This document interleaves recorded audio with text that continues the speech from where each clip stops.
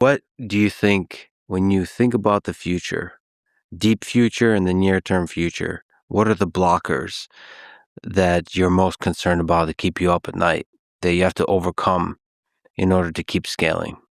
Well, we can go back and reflect on what people thought were blockers. Mhm.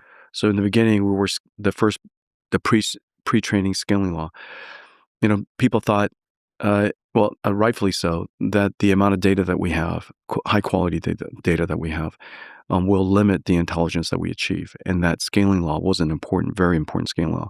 The larger the model, the correspondingly more data results in a smarter AI. And so that was pre-training. And Ilias Sutskever, Ilias said, we're out of data or something like that. Pre-training is over or something like that. The industry panicked, that this is the end of AI. And of course, that's obviously not true. Um, we're going to keep on scaling the amount of data that we have to train with. A lot of that data is probably going to be synthetic.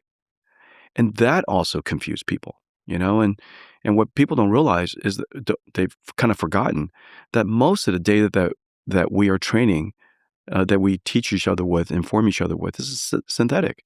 You know, I, it's synthetic because it didn't come out of nature.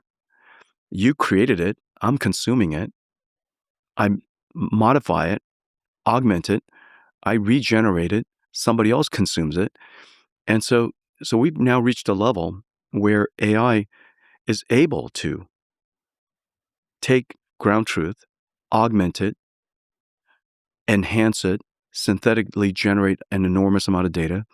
And that part of post-training continues to scale. And so the amount of data that we could use that is human generated will be smaller and smaller and smaller. The amount of data that we use to train model is going to continue to scale to the point where we're no longer limited.